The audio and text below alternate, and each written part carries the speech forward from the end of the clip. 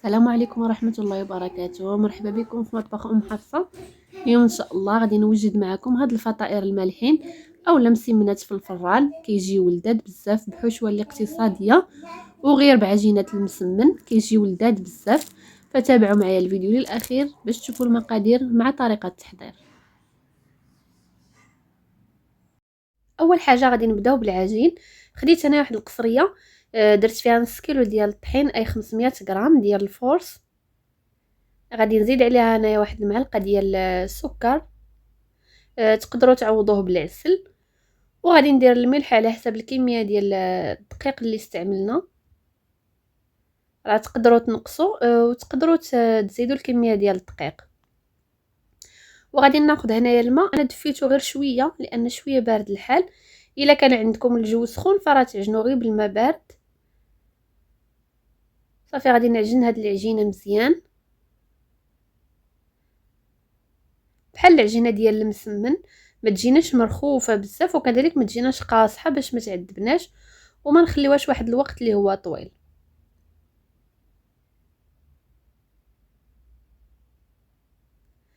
صافي هنايا جمعت العجينه، غادي ندلكها انا غير واحد 2 دقائق صافي، غير باش تنسجم داك الدقيق وهذا كله مزيان. صافي وغادي ندهنها بواحد شويه ديال الزيت وغادي نديرها في واحد البلاستيكه وغادي نخليها ترتاح بين ما نوجدوا الحشوه.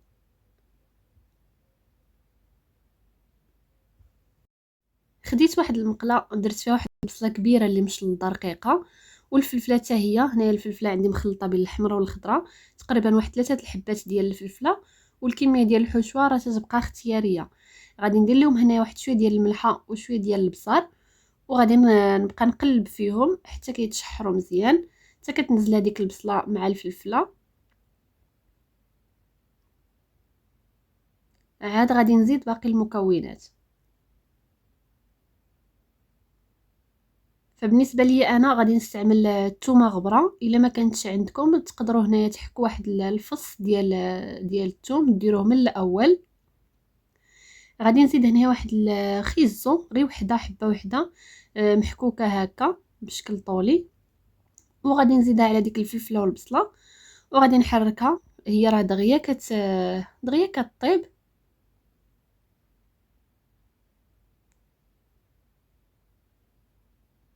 وغادي نزيد هنايا واحد 300 غرام ديال الكفته ديال لادان. تقدروا تستعملوا الصدر ديال الدجاج، ولكن غير تقطعوا قطع اللي تكون صغيره، اولا تستعملوا الكفته ديال البقري ليكم الاختيار.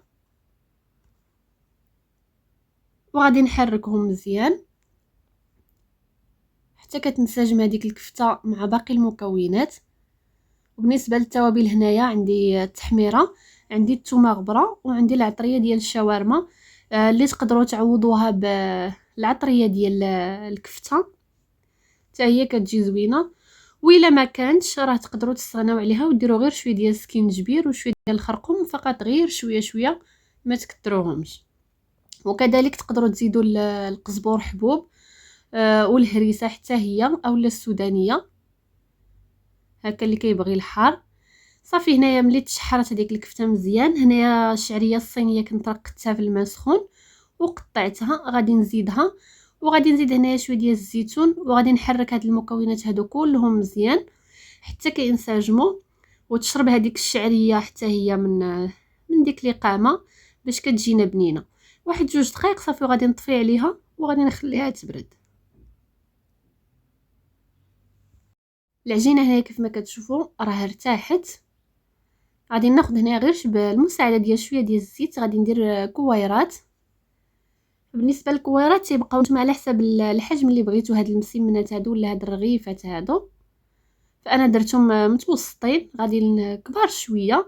بغيتو ديروهم صغار راه تقدروا ديروا تنقصوا من الكميه ديال العجين.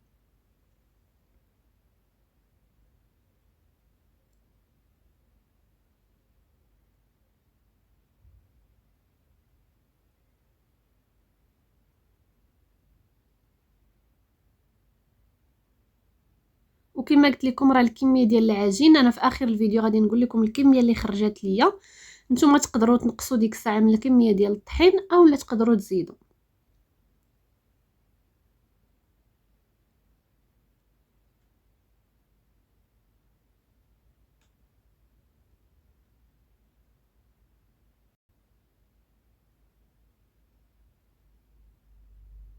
صافي هنايا غادي ندهنهم بشويه ديال الزيت من الفوق، وغادي نعاود نغطيهم بالبلاستيكه، وضروري نخليوهم يرتاحوا شويه، عاد غادي ندوزو نصايبوهم بين ما تبرد لينا الحشوه.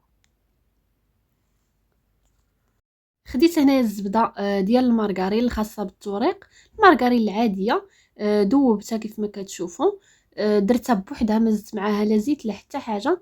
وغادي ناخذ هنا واحد الكره كيف ما كتشوفوا هنا، انا راه بديت.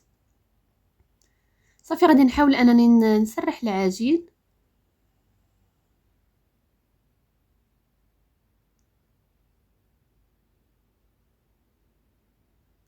صافي نطلقوا على شكل مربع. كنحاول انني هنايا نرقق العجين.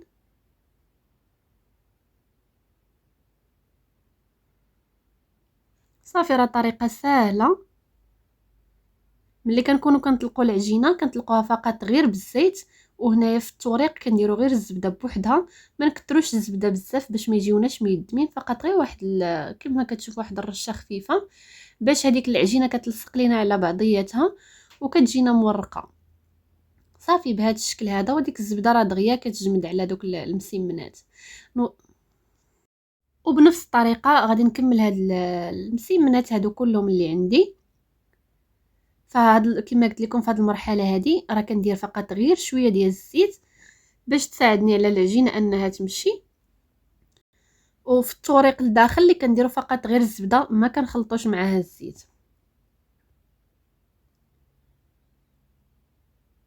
صافي بالنسبه للعجينه غير هذا القياس هذه، ما واخا هكاك واخا ما نرققوهاش بزاف فراه كتجي مزيانه. كما قلت لكم الزبده غير رشه بحال هذا الشكل هذا، ما نكثروش الزبده باش ما يجيوناش ميدمين بزاف.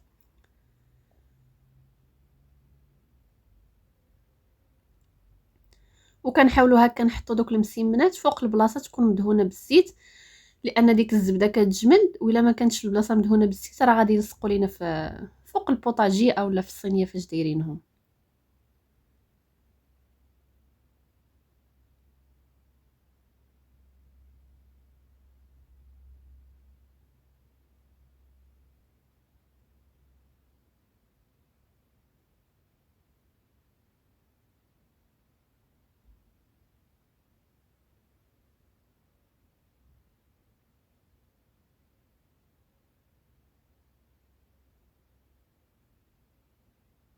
مباشره هنايا من بعد ما كنكمل كناخذ هنايا اول مسمنه صايبتها، فما كنتسناوش عليهم نهائيا، فقط كتكون ديك الزبده جمدات عليهم.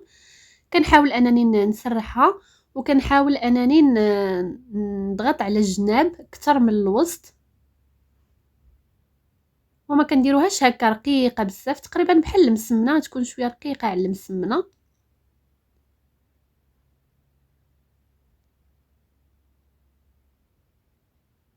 صافي بهذا الشكل هذا. وبالنسبه للحشوه ضروري خصها تكون بردات.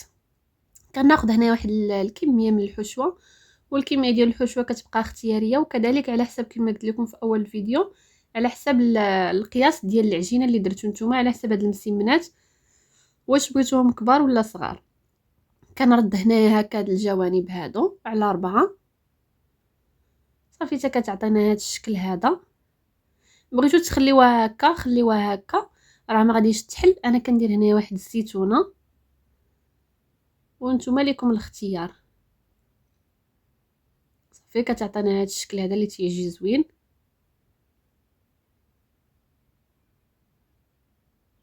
صافي بنفس الطريقه غادي نعاود هنايا نطلق واحد المسمنه اخرى.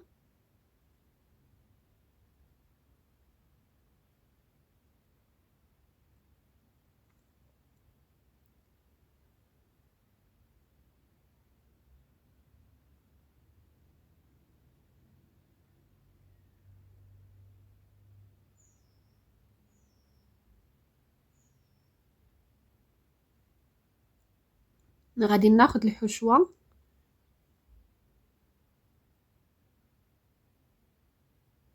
فهاد الكميه هذه تقريبا خرجت لي واحد 12 حتى ل 13 حبه اللي خرجت ليا، اللي هكا راه تيكونوا شويه كبار. بغيتوهم صغار غادي تخرج لكم كميه اللي هي اكثر.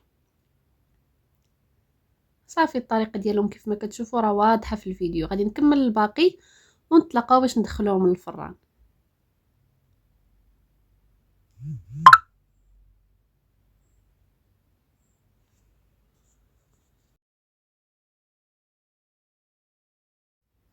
خديت انا واحد اصفار البيض، زدت عليه قطرات ديال الخل وقطرات ديال الحليب.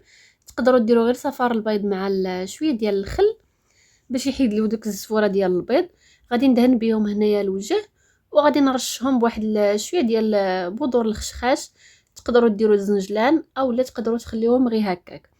بالنسبه للفران نكونوا مسخرينه من قبل، ضروري الفران يكون سخون مزيان. ملي ندخلوا هاد الرغيفات هادو ولا هاد المسمنات هادو يكون الفران سخون بحال غادي نطيبوا الخبز.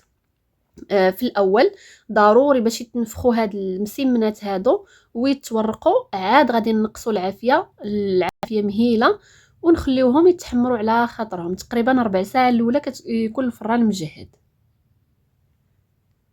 وإلا كان عندنا الفران ديال الغاز فكنشعلو فقط غير من التحت على عافيه اللي بحال غادي نطيبوا الخبز، وغادي نخليوهم حتى كيبانوا لنا كما قلت لكم تنفخوا مزيان وتورقوا. عاد غادي نقصوا العافيه مزيان ونشعلوا من التحت والفوق ونخليوهم يتحمروا باش يجيونا مقرمشين ويجيونا مزيانين. كيف ما غادي تشوفوا معايا هنايا فراه كيجيو مقرمشين، العجينه كلها مقرمشه وكيجيو لذاذ بزاف. غير جربوهم، راه ساهلين وما فيهمش كذلك شي حاجه اللي صعيبه. والحشوه راه تقدروا ديروا اي حاجه نتوما عندكم. كنتمنى ان الفيديو يكون نال الاعجاب ديالكم وتجربوهم. ما تنساوش ليا اللايك للفيديو والاشتراك كذلك في القناه الا كنتوا اول مره كتشاهدوها. وإلا عندكم اي تساؤل خليوه ليا في التعليق، اكيد غادي نجاوب عليه. والى فيديو قادم ان شاء الله.